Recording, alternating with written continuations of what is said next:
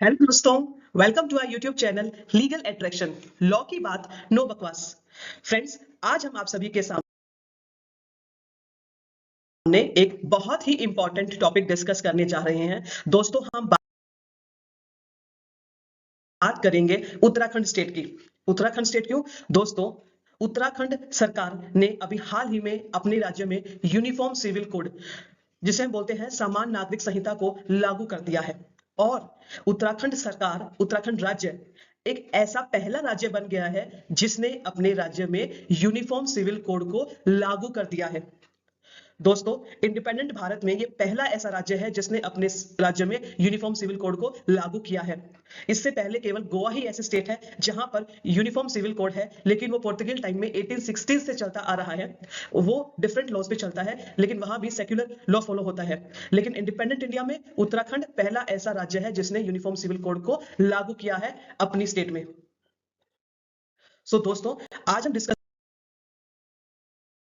करेंगे कि uniform civil code exactly है क्या, और इसके ऊपर सुप्रीम कोर्ट ने क्या विशेष टिप्पणी दी है। यूनिफॉर्म सिविल कोड जो उत्तराखंड का है, उसके अंदर क्या क्या की प्रोविजंस है, दोस्तों हम वो डिस्कस करेंगे। हम जानेंगे कि इस यूनिफॉर्म सिविल कोड के क्या आर्ग्यूमेंट्स इन फेवर में है, क्या अगेंस्ट में है। ये दोस्तों हम टॉपिक्स का डिस्कशन करेंगे पूरे ब्रीफ में। अगर हम बात करें दोस्तों पहले कि यूनिफॉर्म सिविल कोड एग्जैक्टली है क्या, अगर हम सिंप्लीफाई करें तो दोस्तों, यूनिफॉर्म सिविल कोड एक सेट ऑफ लॉज है जहां पर कि हम पर्सनल लॉज को हटाकर एक कॉमन सेट ऑफ लॉज बनाएंगे जो हर व्यक्ति के ऊपर समान तरीके से लागू होगा, irrespective of religion, custom, traditions. और कोशिश रहेगी कि हर व्यक्ति को इक्वलिटी दी जाए। दोस्तों, यूनिफॉर्म सिविल कोड कुछ ऐसे टॉपिक्स को कवर करता है जैसे marriage, adoption, maintenance, inheritance, succession. इनके ऊपर यूनिफॉर्म सिविल कोड लागू होगा। दोस्तों, ये इसकी डेफिनेशन है। इसको अगर हम आम भाषा में समझने की कोशिश करें तो दोस्तों देखिए, हम बात करते हैं सिंपल तरीके से। मान लीजिए कि यदि किसी व्यक्ति ने किसी का मर्डर कर दिया या रॉबरी कर ली, तो उस व्यक्ति के ऊपर कौन सा कानून लागू होता है? उस पर कानून लागू होता है इंडियन पीनल कोड 1860। आज हम बात करते हैं बीएनएस, भारतीय न्याय संहिता। तो देखिए दोस्तों, वो व्यक्ति चाहे किसी भी कम्युनिटी का हो, रिलीजन का हो, कास्ट का हो, हम इस पे कोई भेदभाव नहीं करते, क्योंकि पूरे देश में क्रिमिनल लॉ में इंडियन पीनल कोड चलता है और हर व्यक्ति के ऊपर यह समान तरीके से लागू होता है। व्यक्ति चाहे हिंदू हो, मुस्लिम हो, सिख हो, ईसाई हो, किसी कम्युनिटी का हो, यदि उसने ऐसा कोई क्राइम किया है, चाहे रॉबरी हो, मर्डर हो, कुछ भी हो, उसके ऊपर इंडियन पीनल कोड लागू होता है समान तरीके से। इसी प्रकार दोस्तों, हमारे देश में कुछ यूनिफॉर्म लॉज है जो हर व्यक्ति के ऊपर समान तरीके से लागू होते हैं, चाहे वो किसी भी रिलीजन का हो, कास्ट का हो, कम्युनिटी का हो, या किस जैसे Indian Contract Act, Civil Procedure Code, Constitution of India. ये कुछ ऐसे लॉज हैं जो यूनिफॉर्मिटी के साथ पूरे देश में हर व्यक्ति पर समान तरीके से लागू होते हैं, बिना किसी discrimination on the base of religion, caste, community. लेकिन दोस्तों, जब हम बात करते हैं अपने पर्सनल लॉज की, पर्सनल लॉज में दोस्तों यदि हम बात करें हिंदूज की, हिंदूज के अपने पर्सनल लॉज है कुछ, जैसे Hindu marriage act, Hindu succession act, Hindu adoption maintenance act. अगर हम बात करें मुस्लिम्स की, तो Muslim personal law application act, dissolution of Muslim marriage act. और यदि हम बात करें क्रिश्चियंस की, तो उनके भी अपने पर्सनल लॉज है। तो हर रिलीजन के बेस पे हर कम्युनिटी अपने अपने अपने पर्सनल लॉज बना रखे हैं।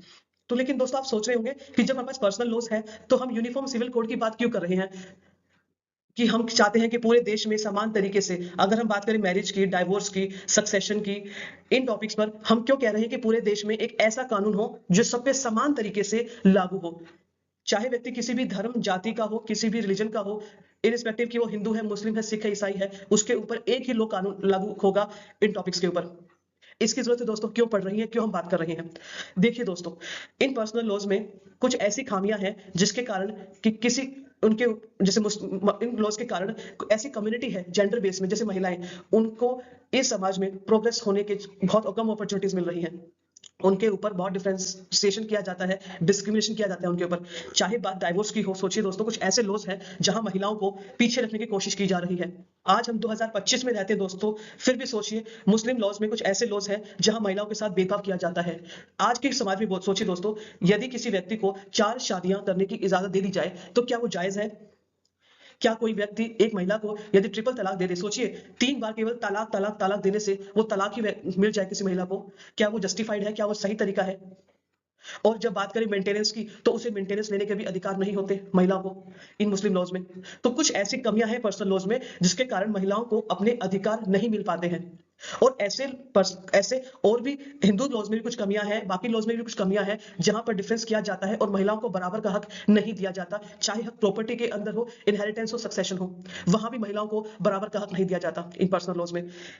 तो दोस्तों हमारा जिम्मेदारी बनती है कि यदि कोई ऐसे लॉज है जिसमें कुछ कमियां हैं जो हमारे समाज में महिलाओं को पीछे रखता है, तो उनके लिए लॉज को मॉडिफाई किया जाए और ऐसा लॉ बनाया जाए जिसमें महिलाओं को भी समान रूप से अधिकार मिले। देखिए दोस्तों, यदि हम बात करें पहले की हिस्ट्री की में जाए थोड़ा सा, तो हमारे देश में पहले वो था सती प्रथा थी। सती प्रथा को रोकने के लिए राजा राम मोहन रॉय ने भी कड़ा संघर्ष किया और हमारे देश के विभिन्न समाज सुधारकों ने भी इस पे काम किया और नया लॉ पास किया गया। इसी प्रकार सोचिए दोस्तों, पहले विडो रीमैरिज एक्ट का ऑप्शन नहीं था, विडोज रीमैरिज नहीं कर सकती थी, उनको पुनर्विवाह करने की आजादी दी गई कि आप भी रीमैरिज कर सकती हैं, उनको ये अधिकार मिला। तो दोस्तों पहले चाइल्ड मैरिज होती थी, बहुत ज्यादा बाल विवाह होते थे, और बाल विवाह के कारण क्या होता था दोस्तों, उन महिलाओं को हमेशा पिसना पड़ता था। क्यों? क्योंकि बाल विवाह तो बच्चों का होता था, 12 साल की लड़की है, शादी हो रही 30 साल के लड़के से। तो दोस्तों उसमें कमियां थी, हमने उस पर भी काम किया और चाइल्ड मैरिज को रोकने की पूरी कोशिश की गई और उसके ऊपर लॉ पास किए गए। तो देखिए दोस्तों, जो लॉ बनता है, लॉ हमारे लिए बनाया गया है, और जैसे समाज सुधरता है, बदलता है, हमें समाज के हिसाब से अपने आप को बदलना चाहिए और इन लॉज को बदलना चाहिए ताकि सबको समान अधिकार मिले। तो हमने हर उन कुरीतियों को खत्म करने की कोशिश की और नए नए लॉज लेकर आए ताकि महिलाओं को भी प्रोग्रेस करने का अधिकार मिले और वो भी समान अधिकार ले सकें, चाहे प्रॉपर्टी में हो, चाहे इस समाज में हो। लेकिन दोस्तों आज हम 2025 में बैठे हैं, आज भी ऐसे कुछ लॉज हैं जो महिलाओं को वंचित करते हैं उनकी प्रोग्रेस से। चाहे उनको समान अधिकार ना मिलना प्रॉपर्टी के अंदर, एक व्यक्ति 4-4 शादियां करने का हकदार है। महिलाओं को आप ट्रिपल तलाक देने का अधिकार दे रहे हैं कि एक व्यक्ति एक महिला को 3 बार तलाक तलाक तलाक देता है, महिला को तलाक मिल गया। डाइवोर्स के बाद महिला मेंटेनेंस क्लेम नहीं कर सकती मुस्लिम लॉ में। तो ये भी तो दोस्तों कुछ अभी कमियां हैं इस लॉज में जिसे हमें सुधारने की कोशिश है। और भी दोस्तों अलग पर्सनल लॉज हैं जहां पर इस प्रकार की बहुत ही कमियां हैं, इसीलिए इनको सुधारने की कोशिश की गई और सोचा गया कि क्यों ना हम ऐसा एक कॉमन लॉ लेकर आए अपने देश के अंदर, सेट ऑफ लॉज लेकर आए इन पर्सनल लॉज के ऊपर। जैसे चाहे बात मैरिज की करें, डाइवोर्स की करें, सक्सेशन की करें, इनहेरिटेंस की करें, प्रॉपर्टी लॉज में प्रॉपर्टी में शेयर की बात करें, तो क्यों ना एक ऐसा कॉमन लॉ लेकर आया जाए, सेट ऑफ लॉज जो हर व्यक्ति पर पूरे देश में समान तरीके से लागू हो, चाहे वो किसी भी धर्म जाति का क्यों ना हो। और महिलाओं को उद्देश्य है कि हर व्यक्ति को बराबरी का हक मिले, राइट टू इक्वलिटी महिलाओं को भी मिले, और जितने इस प्रकार के कुछ कमियां हैं लॉज में उसको सुधार कर एक कॉमन लॉ बनाया गया जाए। ये दोस्तों उद्देश्य है हमारे यूनिफॉर्म सिविल कोड का। तो यूनिफॉर्म सिविल कोड आम भाषा में हुआ कि यूनिफॉर्म सिविल कोड एक सेट ऑफ लॉ है जो पर्सनल लॉज के रिगार्डिंग डील करेगा। टॉपिक्स होंगे marriage, adoption, inheritance, divorce, maintenance, property में आपका हक in terms of succession, inheritance. तो इन सब के ऊपर लॉ बनाया जाएगा जिसमें कि सभी को समान रूप से अधिकार मिलेंगे irrespective of gender, caste, community, religion. ये दोस्तों इसकी डेफिनेशन है। अब हम बात करते हैं दोस्तों यूनिफॉर्म सिविल कोड और कॉन्स्टिट्यूशन का आपस में लिंक क्या है। यूनिफॉर्म सिविल कोड का जिक्र हमारे कॉन्स्टिट्यूशन ऑफ इंडिया के अंदर किया गया है? तो आंसर है दोस्तों हाँ। यदि हम बात करें आर्टिकल 44 की, पार्ट 4 के अंदर आर्टिकल 44 है जो कि एक directive principles of state policy है, डीपीएसपी। उसमें दोस्तों आर्टिकल 44 है जहां यूनिफॉर्म सिविल कोड की बात की गई है और लिखा गया है कि the state shall endeavour to secure for citizens a uniform civil code throughout territory of India. दोस्तों हम जिक्र करते हैं कि हमारे कॉन्स्टिट्यूशन के अंदर आर्टिकल 44 आखिर आया कैसा, इसका हिस्टोरिकल बैकग्राउंड क्या है कि 44 में कैसे दोस्तों लाया गया। अगर हम बात करें दोस्तों 1946 की, जब कॉन्स्टिट्यूशन हमारा बन रहा था, वहां पर दोस्तों ड्राफ्टिंग कमेटी बैठी थी और डिस्कशन हुआ यूनिफॉर्म सिविल कोड के ऊपर। और ड्राफ्टिंग कमेटी ने अपने ड्राफ्ट के अंदर यूनिफॉर्म सिविल कोड को आर्टिकल 35 के अंदर रखा। और जब डिस्कशन हुई, डिबेट हुई, तो सवाल ये आया कमेटी के सामने कि हम इस यूनिफॉर्म सिविल कोड को क्या फंडामेंटल राइट बना सकते हैं या directive principles of state policy ही बनाएं। अगर फंडामेंटल राइट हुआ तो आपका यूनिफॉर्म सिविल कोड एक as a matter of fundamental right है, आपका अधिकार है और आप कोर्ट में जाकर इस राइट को लागू करवा सकते हैं। लेकिन directive principles of state policy दोस्तों क्या है, इसमें ये नॉन जस्टिसेबल राइट है आपका, जिसको आप कोर्ट में जाकर लागू नहीं करा सकते। ये स्टेट की ड्यूटी होती है कि इन राइट्स को लागू करने की पूरी कोशिश करें अपने राज्यों में। ये डीपीएसपी है, डायरेक्टिव प्रिंसिपल स्टेट पॉलिसी। आप इसे as a fundamental right claim नहीं कर सकते। ये सरकार है, सरकार अपने हिसाब से इन राइट्स को आपको प्रोवाइड करती है as a matter of duty. तो दोस्तों सवाल उठा कि क्या यूसीसी को हम फंडामेंटल राइट माने या डीपीएसपी कमेटी के आगे। तो दोस्तों इसमें दो ओपिनियंस बन के आए। कुछ लोगों थे जिसने कहा कि यूनिफॉर्म सिविल कोड को हमें फंडामेंटल राइट क्लेम करना चाहिए, बनाना चाहिए। यदि हम के M Munshi, doctor B are Ambedkar, Alladi Krishna स्वामी अय्यर, इन सबका कहना था कि यूनिफॉर्म सिविल कोड एक फंडामेंटल राइट बनना चाहिए। लेकिन कुछ ऐसे लोग भी थे, इस्माइल साहब, पोकर साहिब बहादुर, जिन्होंने कहा नहीं, यूनिफॉर्म सिविल कोड केवल डीपीएसपी बनना चाहिए, directive principles of state policy, ना कि फंडामेंटल राइट। अब दोस्तों ये दो हिस्सों में बट गया कि लेकिन हमने इसको वोटिंग हुई, रेशो डिसाइड किया गया कि हमें एग्जैक्टली इसको किस में डालना है। फाइनली दोस्तों हुआ क्या, ये देखिए दोस्तों, अगर हम बात करें डिफेंस की, यूनिफॉर्म सिविल कोड को आखिर क्यों कहा गया कि फंडामेंटल राइट में इसको लेकर आइए। हमारे दोस्तों डॉक्टर बी आर अम्बेडकर साहब, उन्होंने बोला कि यदि यूनिफॉर्म सिविल कोड को हमने डीपीएसपी में डाला तो ये एक तरह का कॉम्प्रोमाइज होगा केवल, क्यों ना हम इसे फंडामेंटल राइट में डालें, और कहीं ना कहीं इससे हमारे देश में एक सेक्युलरिज्म, नेशनल यूनिटी, इंटीग्रिटी भी बनेगी। ये दोस्तों कुछ डिफेंसेस थे यूनिफॉर्म सिविल कोड के favour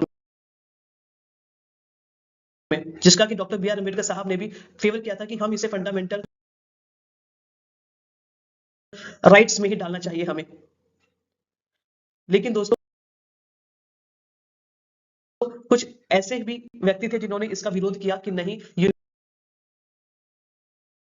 uniform civil code fundamental right में ना आके बल्कि डीपीएसपी में ही आए। उनका कहना था कि इससे कहीं ना कहीं हमारी रिलीजियस फ्रीडम, देश की जो हार्मनी है, वो इफेक्ट होगी। और कहा कि जो ये पर्सनल लॉज है इनको हम सेपरेट ही रखेंगे। यूनिफॉर्म सिविल कोड यदि देश में आ गया तो हमारे पर्सनल लॉज खतरे में पड़ जाएंगे और हमारे जो धर्म है, आस्था है, उस पर इफेक्ट पड़ेगा। अल्टीमेट दोस्तों हुआ क्या, 5-4 की मेजोरिटी के साथ, 5-4 की मेजोरिटी के साथ ये डिसाइड किया गया कि यूनिफॉर्म सिविल कोड को हम डीपीएसपी में ही रखते हैं, directive principles of state policy. और फाइनली इसे आर्टिकल 44 के अंदर डीपीएसपी में डाला गया।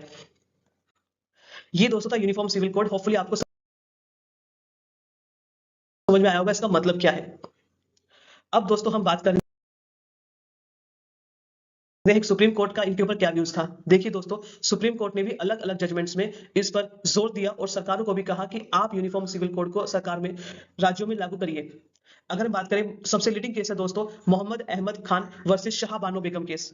इसमें दोस्तों हुआ क्या, महिला ने, सोचिए, मुस्लिम महिला ने सीआरपीसी के 125 सेक्शन के तहत राइट टू मेंटेनेंस क्लेम करना चाहा और कोर्ट से राइट टू मेंटेनेंस मांगा मुस्लिम महिला ने। तो इस केस में कोर्ट ने भी उस मुस्लिम महिला को कहा कि उस महिला को भी सेक्शन 125 सीआरपीसी के तहत राइट टू मेंटेनेंस क्लेम करने का अधिकार है। और उसने, कोर्ट ने यह भी कहा कि हमें यूनिफॉर्म सिविल कोड को अपने राज्यों में, देश में लागू करने की बहुत ही जरूरत है, तो इससे हमारी नेशनल इंटीग्रेशन बनी रहेगी। इसी प्रकार दोस्तों और अदर केसेस में दोस्तों, जैसे यूनिफॉर्म अदर केस की अगर बात करें दोस्तों, सरला मुदगल केस हुआ, Shayara Bano Begum case versus union of India, जो हाल ही में अभी डिसाइड हुआ था, जहां पे कि आपकी जो ट्रिपल तलाक ए बिद्दत है, ट्रिपल तलाक, उसको कोर्ट ने अनकॉन्स्टिट्यूशनल माना और कहा कि आर्बिट्ररी है। और कोर्ट ने दोबारा से एम्फेसिस किया, सरकारों को बोला कि आप यूनिफॉर्म सिविल कोड में को पूरे देश में लागू करिए। तो कोर्ट्स ने भी दोस्तों पुरजोर सरकार को हिदायत दी कि आप यूनिफॉर्म सिविल कोड को लागू करिए अपने राज्यों में, देश में। सो ये सुप्रीम कोर्ट का ओपिनियन था। अब दोस्तों हम बात करते हैं कि यूनिफॉर्म सिविल कोड का उत्तराखंड में कैसे लाना हुआ। दोस्तों देखिए, यूनिफॉर्म सिविल कोड के लिए दोस्तों पहले 5 मेंबर कमेटी का गठन किया गया, जिसे रंजना प्रकाश देसाई ने हेड किया और एक ड्राफ्ट तैयार किया यूनिफॉर्म सिविल कोड के रिगार्डिंग, जिसे स्टेट असेंबली ने 7 फरवरी 2024 को पास कर दिया और गवर्नर की अप्रूवल मिली 28 फरवरी 2024 को।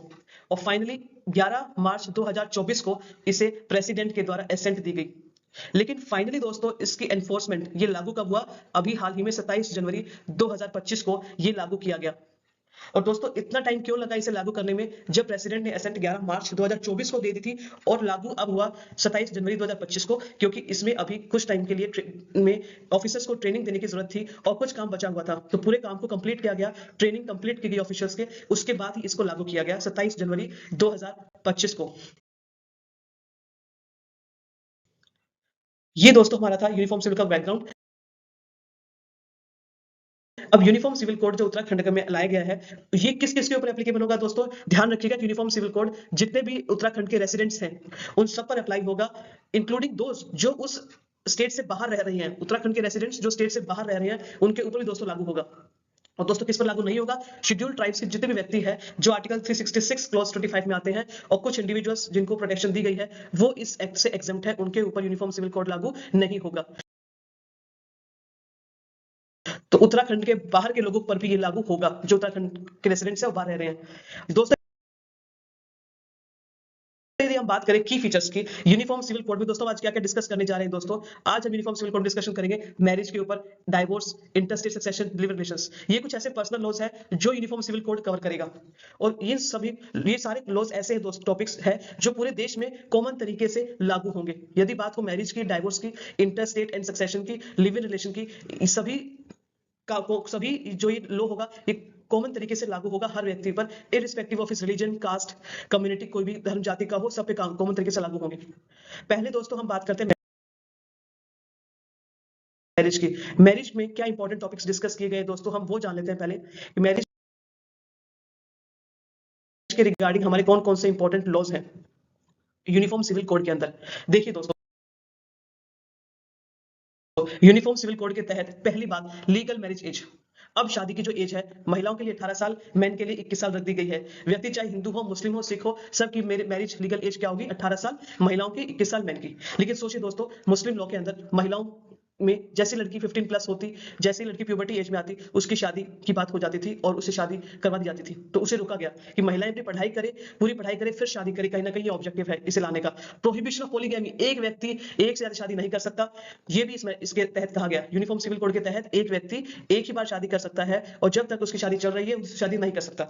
जहां मुस्लिम लोग पॉलीगैमी को प्रमोट करता था, अब इस कोड के तहत पॉलीगैमी को स्ट्रिक्टली बैन कर दिया गया है और जो पार्टीज हैं आपस में वो प्रोहिबिटेड डिग्री ऑफ रिलेशनशिप में ना हो। देखिए दोस्तों, हम जानते हैं कि मुस्लिम लॉ के तहत यदि पार्टीज आपस में degree of prohibited degree of relationship में आती हैं, जैसे मौसी है, उनका बेटा है, ऐसे शादियां दोस्तों मुस्लिम कम्युनिटी में आपने सुनी होंगी कि चाहे जैसे बुआ की बेटी है और मौसी का बेटा है, उनकी आपस में शादियां हो रही हैं, दो मौसी हैं, उनके बेटे बेटी की शादियां हो रही हैं। ये मुस्लिम्स में बहुत होता था। तो कहीं ना कहीं इस कोड के आने के बाद इसको भी रोका गया कि अब parties prohibited degree of relationship में शादी नहीं कर सकती।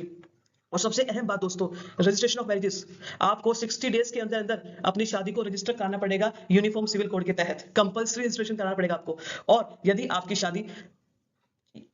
अपनी शादी 6 मंथ्स के अंदर अंदर करवानी पड़ेगी। यदि आपकी शादी 26 मार्च 2010 के बाद हुई है तो आपको अपनी शादी को कंपल्सरी रजिस्टर कराना है 6 महीने के अंदर अंदर। और यदि आपकी शादी 26 मार्च 2010 के पहले हुई है या उत्तराखंड के बाहर हुई है तो आप अपनी शादी को रजिस्टर करा सकते हैं 180 दिन के अंदर, 6 महीने के अंदर। दोस्तों ये ऑप्शनल है। यदि आपकी शादी 26 मार्च 2010 से पहले हुई है या उत्तराखंड के बाहर हुई है तो शादी का रजिस्ट्रेशन ऑप्शनल है। लेकिन यदि आपकी शादी 26 मार्च 2010 के बाद हुई है तो आपको शादी को कंपल्सरी रजिस्टर कराना है 6 महीने के अंदर अंदर। ये दोस्तों मैरिज के कुछ बहुत ही एसेंशियल पॉइंट्स थे जो हमने डिस्कस किए। इसमें रजिस्ट्रेशन शादी का सबसे अहम फैक्टर है और जो लीगल एज है मैरिज की वो बहुत इंपॉर्टेंट था। और कहीं ना कहीं जो आपने पॉलीगैमी को रोका गया यूनिफॉर्म सिविल कोड में, ये भी बहुत ही प्रोग्रेसिव स्टेप है इस यूनिफॉर्म सिविल कोड के अंदर। यदि दोस्तों बात करें डाइवोर्स की, ये कहा गया अब से हर व्यक्ति का जो डाइवोर्स लॉ है वो कॉमन हो गया। हर सिटीजन जो उत्तराखंड का है सभी के पास कॉमन डाइवोर्स लॉज होंगे। सेम ग्राउंड पर हर व्यक्ति डाइवोर्स क्लेम कर सकता है, चाहे व्यक्ति किसी भी जेंडर, रिलीजन, कम्युनिटी का क्यों ना हो। सब व्यक्ति के पास बराबर अधिकार होगा डाइवोर्स मांगने का सेम ग्राउंड्स के ऊपर। इससे कहीं ना कहीं इक्वलिटी को प्रमोट करते हैं। इसके अलावा दोस्तों इस यूनिफॉर्म सिविल कोड के तहत प्रैक्टिस ऑफ हलाला, इद्दत, तलाक, ये भी दोस्तों बैन कर दी गई। अब आप इद्दत, तलाक, हलाला प्रैक्टिस नहीं कर सकते और आपको भी एलिमनी मेंटेनेंस क्लेम करने का पूरा अधिकार होगा, चाहे व्यक्ति किसी भी जेंडर, रिलीजन, कम्युनिटी का क्यों ना हो। तो दोस्तों कहीं ना कहीं इन लॉज से हमने ये देखा कि महिला को भी अब बराबर अधिकार मिल रहे हैं, चाहे महिला किसी भी धर्म, जाति की हो, व्यक्ति किसी भी कास्ट, कम्युनिटी का हो, उसको भी अधिकार बराबर दिए गए हैं इन लॉज के अंदर। हम बात करेंगे इंटरस्टेट एंड सक्सेशन की। यहां भी दोस्तों महिलाओं को अधिकार दिया गया बराबरी का। बेटा हो, बेटी हो, उनको पूरा बराबर का अधिकार मिलेगा प्रॉपर्टीज के अंदर। यदि बात करें इनहेरिटेंस सक्सेशन में, उनको भी इक्वल राइट्स मिलने वाले हैं। अब दोस्तों सबसे इंपॉर्टेंट टॉपिक जो डिस्कस करने जा रहे हैं दोस्तों वो है लिव इन रिलेशनशिप के बारे में। Uniform civil code live in relationship के बारे में क्या बोलता है दोस्तों, ये बहुत इंटरेस्टिंग बात है। पहली बात दोस्तों, रजिस्ट्रेशन यदि कोई भी कपल लिव इन रिलेशनशिप में है तो उसको 1 महीने के अंदर अंदर, जब से ये कानून लागू हुआ है उसके 1 महीने के अंदर अंदर रजिस्ट्रेशन कराना मैंडेटरी है। इसका पर्पस क्या है दोस्तों, हम लिव इन रिलेशनशिप्स को रजिस्ट्रेशन कराने के लिए क्यों प्रमोट कर रहे हैं कि आप अपने आप को रजिस्टर कराइए। पहली बात दोस्तों, इससे आपको लीगल रिकॉग्निशन मिलेगा, आप कहीं ना कहीं आपका लॉ के अंदर इसका रिकॉग्निशन होगा, और कल को यदि कोई इश्यू उठता है तो इसमें दोस्तों आपको हेल्प मिलेगी। कहीं ना कहीं दोस्तों देखा गया है, मान लीजिए कपल लिव इन रिलेशनशिप में है और एक बार रिलेशन टूट गया, तो कभी कोई पार्टी जैसे लड़की है वो लड़की पे झूठा आरोप रेप का आरोप लगा देती है, और ऐसे ही कुछ मुद्दे उठ कर आते हैं। मान लीजिए पार्टी लिव इन में है, यदि बच्चा पैदा हो गया तब उस बच्चे का क्या अधिकार होगा, उसके क्या लीगल राइट्स होंगे प्रॉपर्टी के अंदर दोनों पार्टनर्स के बीच में से।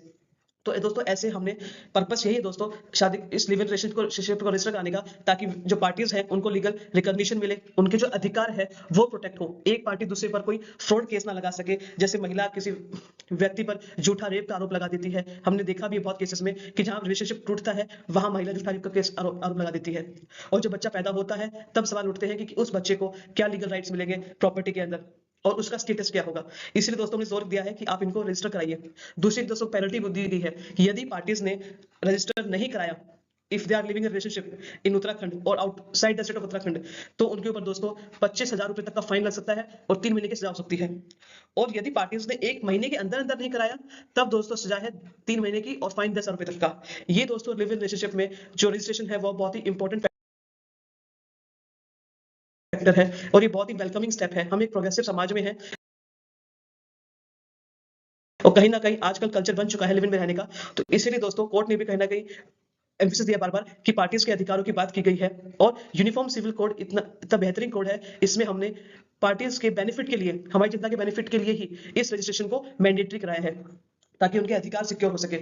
देखिए दोस्तों, यदि लिव इन कपल की बात करें एज की, यदि लिव इन कपल 21 साल से ऊपर का है तो उसको अपने आप को रजिस्टर करना मैंडेटरी है 1 महीने के अंदर अंदर, जब से कानून लागू हुआ यूनिफॉर्म सिविल कोड का। लेकिन अगर पार्टी 21 साल से कम है, यदि जो लिव इन पार्टनर्स है उनकी उम्र 18 से 21 साल के बीच में है, तो वहां पर दोस्तों parental consent is must to register the marriage relationship.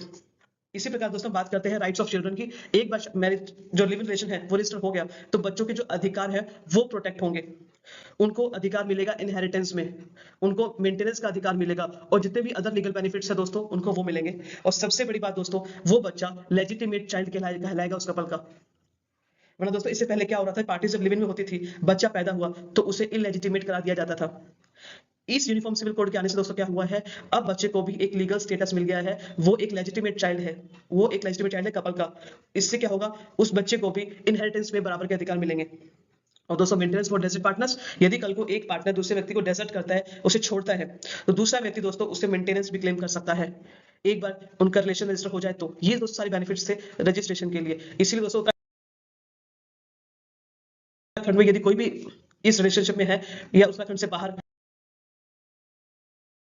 State में रिलेशनशिप में है, तो अपने आप को उत्तराखंड सरकार की जो यूनिफॉर्म सिविल कोड जो पोर्टल आई है ucc.uk.government.in, इस साइट पर जाकर आप अपनी रिलेशनशिप को रजिस्टर करा सकते हैं। और दोस्तों यूनिफॉर्म जो यूसीसी का ऑनलाइन पोर्टल है, इसमें दोस्तों आप क्या क्या चीज रजिस्टर करा सकते हैं, आप शादी, divorce, succession, live in relationship, termination उसका, आप succession, declaration of legal heirs, और यदि कोई कंप्लेंट है वो भी आप रजिस्टर करा सकते हैं। ये सब दोस्तों आप रजिस्टर करा सकते हैं। यदि दोस्तों अंत में दोस्तों हम बात करते हैं आखिर इनके प्रोज एंड कॉन्स क्या है, कुछ लोग यूनिफॉर्म सिविल कोड के फेवर में है, कुछ यूनिफॉर्म सिविल कोड के अगेंस्ट में है। सो दोस्तों इसकी हम डिस्कशन कर लेते हैं एक बार। दोस्तों arguments in favour of UCC क्या है, देखिए सबसे पहली बात दोस्तों जेंडर इक्वलिटी। एक बार यूनिफॉर्म सिविल कोड आ गया तो जेंडर डिस्क्रिमिनेशन खत्म हो जाएगा, महिलाओं को भी पुरुष के बराबर अधिकार मिलेंगे, चाहे अधिकार प्रॉपर्टी में हो चाहे अधिकार जीवन में हो, उनका स्टेटस मेंटेन रहेगा दोस्तों। दूसरा दोस्तों नेशनल इंटीग्रेशन सपोर्ट होता है इससे। तीसरा दोस्तों हमारे जो एग्जिस्टिंग पर्सनल लॉज है जिसमें बहुत सी कमियां हमने देखी अभी, उनके अंदर भी ऑटोमेटिक रिफॉर्म हो जाएगा, और इससे दोस्तों हमारा जो लीगल सिस्टम है वो सिंप्लीफाई हो जाएगा। अभी दोस्तों लीगल सिस्टम में अलग अलग पर्सनल लॉज के हिसाब से बहुत से अलग अलग केस आते हैं, एक बार ये लॉ सिंप्लीफाई हो गया तो लीगल सिस्टम भी सिंप्लीफाई हो जाएगा यूनिफॉर्म सिविल कोड के आने के बाद। ये दोस्तों आर्ग्यूमेंट्स के फेवर में, आप इसके ऊपर जो पढ़ सकते हैं। अगली इसके फेवर में दोस्तों ये है कि इससे आर्टिकल 14 जो बात करते हैं इक्वलिटी अंडर लॉ, उसको भी दोस्तों तवज्जो मिल रही है और आर्टिकल 44 जहां सरकार की ड्यूटी है, कॉन्स्टिट्यूशनल ड्यूटी, वो फुलफिल हो रही है। सबसे अहम दोस्तों इंटरनेशनल अलाइनमेंट। ऐसे दोस्तों बहुत इंटरनेशनल कंट्रीज हैं जिन्होंने यूनिफॉर्म सिविल कोड को अपनाया है और हमारा भी दोस्तों ऐसा देश हो चुका है और हो जाएगा यदि यूनिफॉर्म सिविल कोड पूरे देश में लागू हो गया। दोस्तों अगेंस्ट में क्या कहा गया है दोस्तों? पहली बात ये है कि सबको ये लगता है कि कहीं ना कहीं उनकी रिलीजियस फ्रीडम एनक्रोचमेंट होगी। ये दोस्तों एक क्रिटिसिज्म आया है। दूसरा ये कहा गया है इससे जो डाइवर्सिटी है देश की, कल्चर डाइवर्सिटी, उसको दोस्तों खतरा बन सकता है। ये एक सेंसिटिव और टफ टास्क है यूसीसी लाने का। और ये इसका मैनर ऑफ इंट्रोडक्शन बहुत इंपॉर्टेंट दोस्तों कि यूनिफॉर्म सिविल कोड लाना अलग बात है, उसका इंट्रोडक्शन कैसे होगा ये भी दोस्तों एक अहम मुद्दा है। ये दोस्तों कुछ आर्ग्यूमेंट्स अगेंस्ट थे। इससे आपका सोशल अनरेस्ट पैदा होगा, कम्युनिटीज के बीच में कंसेंसस पैदा नहीं होगी और जो फेडरल स्ट्रक्चर है उस पर दोस्तों असर पड़ेगा। क्योंकि यूनिफॉर्म सिविल कोड की बात करें, जो पर्सनल लॉस है वो आपके कंकरेंट लिस्ट में आते हैं, जहां पे राज्य सरकारों को भी अधिकार होता है इस पे लॉ बनाने का। तो ये डर है कि कहीं ना कहीं राज्य सरकारों को भी सरकार के जो अधिकार है वो इफेक्ट होंगे। लेकिन दोस्तों देखने वाली बात यह है कि यदि पर्सनल लॉस हमारे देश में को हटा के यूनिफॉर्म सिविल कोड आ गया तो ऐसा नहीं है कि आपके जो रिलीजियस सेंटिमेंट्स है वो इफेक्ट होंगे। आप अपने रिलीजियस राइट्स पूरे कर सकते हैं। इसमें कहीं नहीं कहा गया कि आपको यदि शादी रजिस्टर हो रही है तो आपको शादी भी बिल्कुल एक ही तरीके से करनी है। आप यदि हिंदू हैं तो आप अपने तरीके से कर सकते हैं सबसे बड़ी, आप मुस्लिम हैं तो आप अपने तरीके से निकाह कर सकते हैं। ये आपके अधिकार है, आपके लिए इसमें कोई रोक नहीं है। सिर्फ ये बोला गया कि आप शादी को रजिस्टर कराइए। आप बात की गई अधिकारों की, महिला के अधिकारों की बात की गई है इसमें। इससे आपके रिलीजियस जो सेंटिमेंट्स है वो इफेक्ट नहीं होंगे। ये कहने वाली बात है दोस्तों। सो दोस्तों आपके तो सब सवाल ये है कि क्या हमारे देश में जिस प्रकार अभी उत्तराखंड सरकार ने अपने राज्य में यूनिफॉर्म सिविल कोड को लागू किया है, क्या हमारे पूरे देश में भी यूनिफॉर्म सिविल कोड को लागू किया जाना चाहिए? आपका क्या दोस्तों मानना है, हाँ या ना? आप हमें कमेंट सेक्शन के माध्यम से बता सकते हैं दोस्तों। सो दोस्तों ये हमारा लेक्चर था आज का। होपफुली आपको काफी कुछ समझ में आया होगा यूनिफॉर्म सिविल कोड के बारे में। थैंक यू सो मच दोस्तों।